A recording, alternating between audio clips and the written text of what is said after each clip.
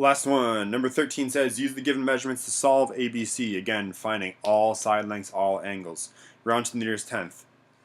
Your copy is probably a little janky like mine, so I'm just going to relabel some of this. So this top angle here, it's an angle A. The side angle here, I don't know why those got partially cut off, but you know what, we'll make do. So now in order for us to solve this, last problem we used the law of sines. This problem we're going to have to use the law of cosines.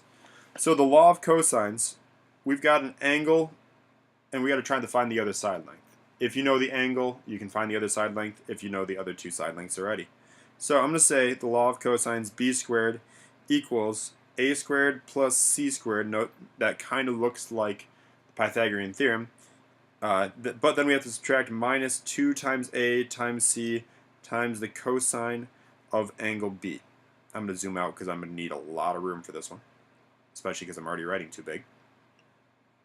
So plugging in what we know. We don't know what b is yet, so we still got b squared equals 23 squared plus 11 squared minus 2 times 23 times 11 times the cosine of 63 degrees.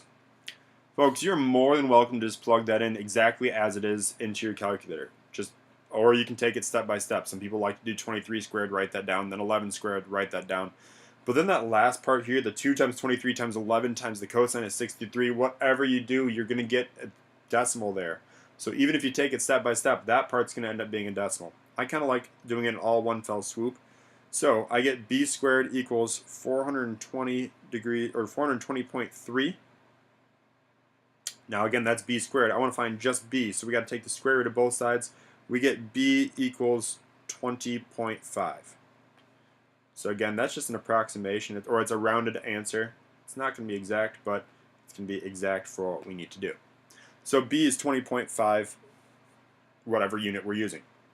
Now, to find any of the other angles, we could use the law of cosines again. Personally, I think the law of sines is a little bit easier for this.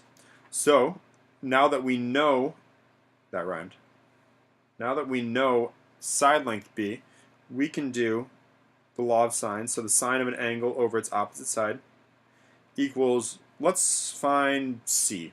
It doesn't make a difference which one we really do here. Let's just find c. I usually suggest trying to find the smallest angle. Now, in case you don't know how to find the smallest angle, look for the smallest side.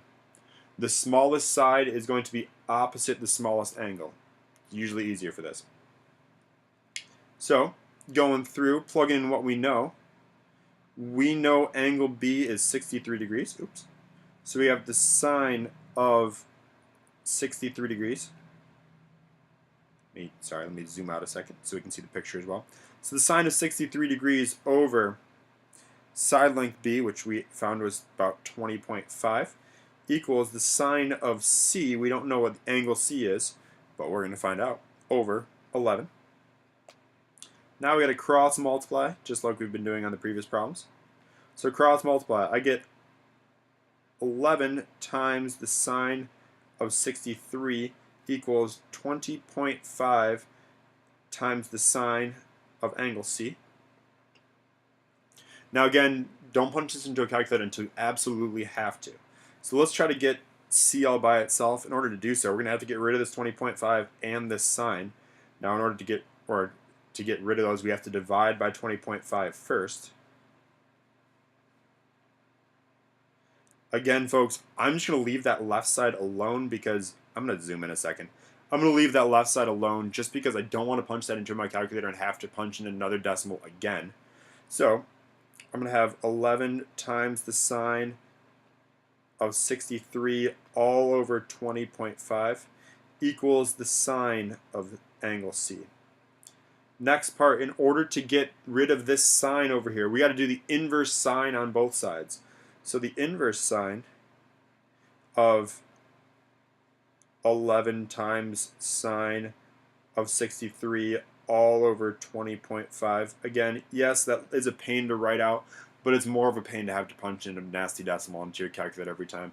So the inverse sine of 11 times the sine of 63 all over 20.5 equals angle C. After you plug that in, you find out that angle C equals 28.6 degrees. So let's, sorry, I keep moving around. Let me freeze there for a second. So again, we end up with angle C equals 28.6 degrees. So now I'm going to add that into our picture, and I'll zoom in on that a second. Give you a few more seconds to jot that down. So again, angle C, 28.6 degrees. Alright, now I'm going to zoom in on the picture a second.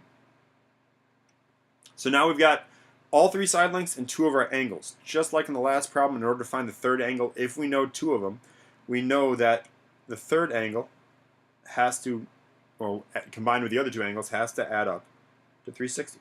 So we're going to say measure of angles, 360, goodness gracious, sorry, 180. So measure of angle A, again, they have to add up to 180. So if we take 180 and subtract 63 and subtract 28.6, that should give us the size of angle A. Sorry, I'm off the screen. There we go.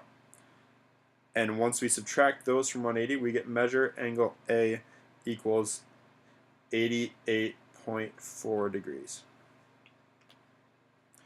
Now, one way, and I should have alluded to this in the last problem, one way to check to make sure if your answers even make sense is to pay attention to the size of the angles. You know, the size of the angles and the size of the sides. That was really hard to say for some reason.